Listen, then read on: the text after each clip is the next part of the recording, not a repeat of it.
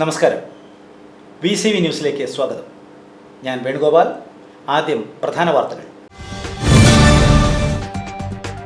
ജീവകാരുണ്യ സംഘടനയായ ആക്സിന്റെ സ്ഥാപക ദിന ജില്ലാ സമ്മേളനം ഓട്ടുപാറയിൽ കെ രാധാകൃഷ്ണൻ MP ഉദ്ഘാടനം ചെയ്തു.